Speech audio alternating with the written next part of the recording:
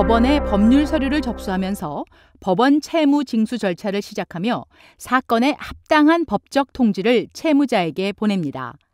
그러면 채무자는 채권자와 합의할지, 법원에서 채무를 분쟁할지, 혹은 아무것도 안 할지를 결정해야만 합니다.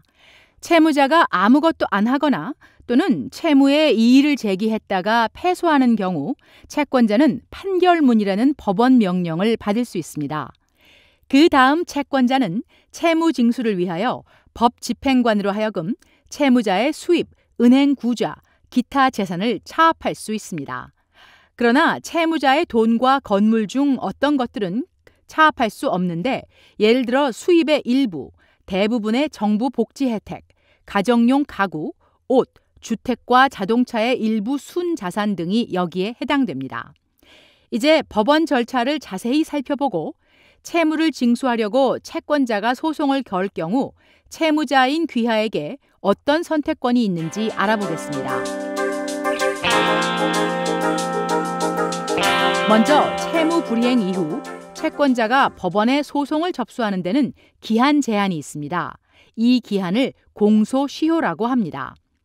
공소시효 만기 전에 채권자가 귀하에게 소송을 제기하지 않았다면 설사 귀하가 빚을 진 상태이더라도 귀하는 이를 근거로 채무 분쟁을 할 수 있습니다.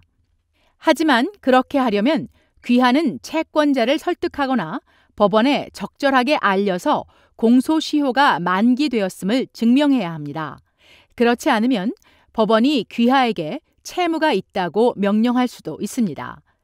일반적으로 채무 공소시효는 4년이며 채권자의 주장이 서면 합의서, 서면 설명서 또는 다른 문서상으로 근거해야 하는 것이 대부분 흔한 경우입니다.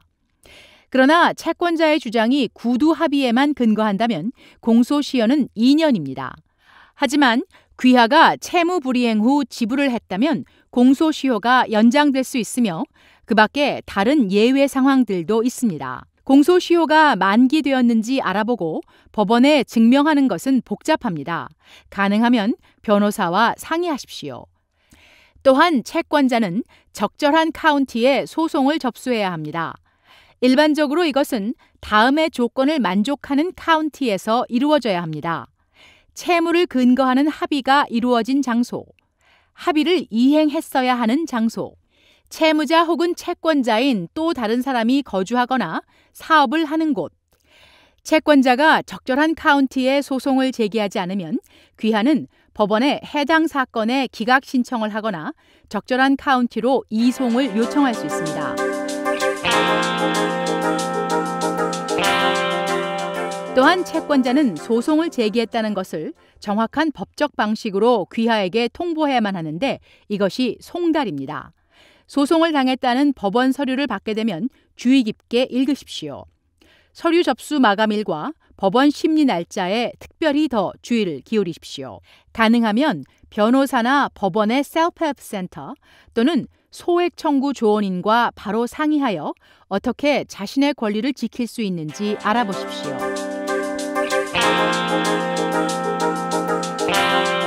채무 징수 사건으로 소송당한 경우 기본적으로 3가지 중에서 선택할 수 있습니다.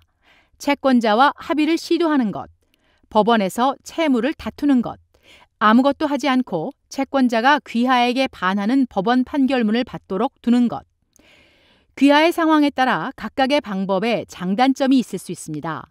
자신의 사건에 대해 최대한 많은 정보를 얻는 것이 중요하며 각각의 방법을 주의 깊게 생각해보고 어떻게 할지 신중하게 정보에 근거한 결정을 내리십시오. 당장 쉬워 보인다는 이유로 사건을 무시하거나 아무것도 안 하는 것은 하지 마십시오. 합의 시도의 몇 가지 장점은 다음과 같습니다. 지불 조정 및 채무 삭감을 조정받을 수 있습니다. 이자 및 채권자의 변호사 비용과 법원 비용 등 채권자에게 지불할 수도 있는 금액을 줄이거나 면제받을 수 있습니다. 소송에 참여하는 시간, 비용, 스트레스를 피할 수 있습니다. 채무가 있다는 법원 판결문을 피하고 수입이나 재산이 차압되는 것을 피할 수 있습니다. 부정적인 신용보고를 수정하거나 개선할 수 있고 법원 판결로 신용보고가 악화되는 것을 피할 수 있습니다. 합의 시도의 몇 가지 단점은 다음과 같습니다. 합의 시도는 성공하지 못하고 시간과 돈만 낭비할 수 있습니다. 합의하면 법원에서 채권자의 주장에 대해 분쟁하고 귀하가 승소할 수도 있는 기회를 잃게 됩니다. 합의하고서 귀하가 동의한 내용을 이행하지 않으면 해당 사건을 법원에서 분쟁하는 경우보다 더 빨리 채권자가 귀하의 수입이나 재산을 차압할 수 있습니다. 법원에서 사건을 분쟁할 경우에 몇 가지 장점은 다음과 같습니다. 귀하에게 채무가 있다고 채권자가 증명해야만 합니다. 귀하가 해당 채무에 이의를 제기하는 이유를 법원에 호소할 수 있습니다. 법원은 귀하에게 채무가 없다고 판결할 수 있거나 채권자의 주장보다 채무 액수가 적다고 결정할 수 있습니다. 귀하의 법원 비용을 회수할 수 있고 변호사를 고용할 경우에는 변호사 비용을 회수할 수도 있습니다. 귀하의 신용 보고가 나아질 수도 있습니다. 귀하가 채권자를 맞고소하게 되면 손해배상을 받을 수도 있고 공정채무징수법 위반에 대한 벌금을 회수할 수도 있습니다. 채권자가 판결을 얻어내는데 시간이 더 걸릴 수도 있고 귀하의 수입이나 재산을 차압하는 데 시간이 더 걸릴 수도 있습니다. 귀하가 합의 교섭하는 기회를 가질 수 있기에 분쟁 중인 소송에 드는 시간, 비용, 불확실성을 피하기 위해 채권자가 합의를 하려는 의향이 더 강해질 수 있습니다. 법원에서 사건을 분쟁할 경우에 몇 가지 단점은 다음과 같습니다. 준비하고 서류를 작성하고 법원 심리에 참석하는데 시간이 소요됩니다. 귀하는 법원 수수료를 내야 합니다. 단 예외는 채권자가 소액 청구 법원에 소송을 제기한 경우 또는 귀하에게 저소득층 비용 면제 자격이 있는 경우입니다.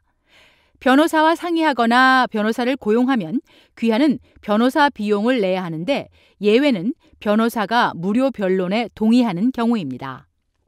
사건에서 패소할 수 있고 그러면 귀하에게 채무가 있다는 법원 판결이 나올 수 있습니다.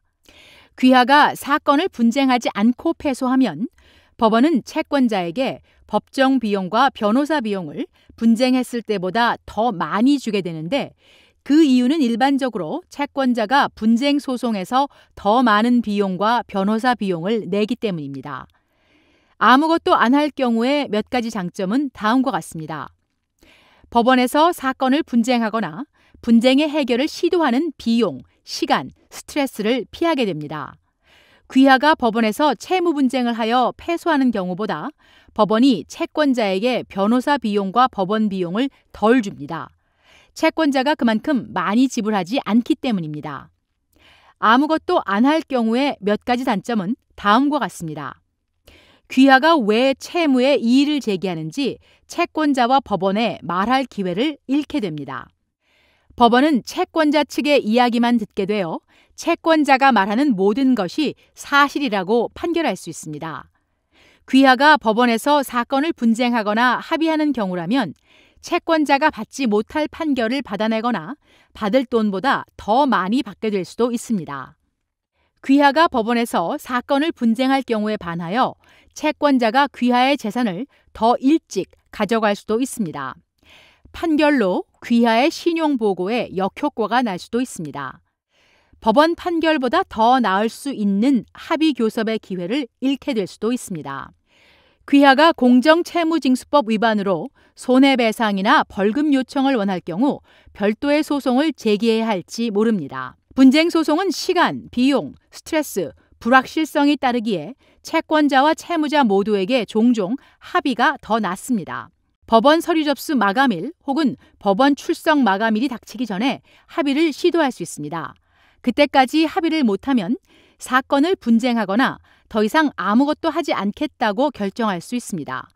그리고 설사 귀하가 사건을 분쟁하기로 결정해도 서류를 접수한 이후나 법정으로 간 이후에도 합의 노력을 계속할 수 있습니다. 합의하려고 노력하시는 동안 법원 마감일이나 심리를 놓치지 않도록 하십시오. 4장에서는 채무를 어떻게 합의하는지 배우시게 됩니다.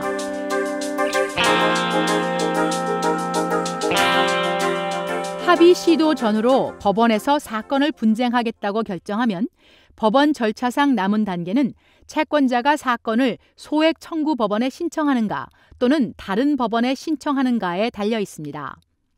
채권자가 소액 청구 법원에 신청하면 귀하는 법원 서류를 접수할 필요가 없으며 받은 법원 편지에 나온 심리 날짜에 법원에 가서 채무 분쟁을 하시면 됩니다. 그러나 사건 분쟁을 채권자가 다른 법원에 접수하면 귀하가 채권자의 서류를 송달받은 후 일반적으로 30일 이내에 법원에 서류를 접수하셔야 합니다. 서류를 접수할 때 법원 접수비를 내야 하는데 예외는 저소득층 접수비 면제 대상이 되는 경우입니다. 서류 접수 후 보통 법원 심리에 한 번 이상 참석하셔야 합니다. 귀하에게 채무가 있는지 법원이 판결할 심리나 재판이 있기 전에 귀하는 채권자의 질문에 답변해야 되고 채권자가 요청하는 서류를 제공해야 합니다. 채권자가 소액 청구 법원이 아닌 다른 법원에 소송을 제기했다면 법원 심리 날짜가 임박할 때까지 서류의 접수를 보류하지는 마십시오. 그때가 되면 대개 너무 늦어져서 귀하가 사건을 분쟁할 권리를 이미 상실했을 수도 있습니다. 5장에서는 법원에서 채무 징수 사건을 분쟁하는 것에 대한 상세한 정보를 어디서 찾으실 수 있는지 알려드리겠지만 우선 채무 합의 시도에 대한 정보부터 말씀드리겠습니다.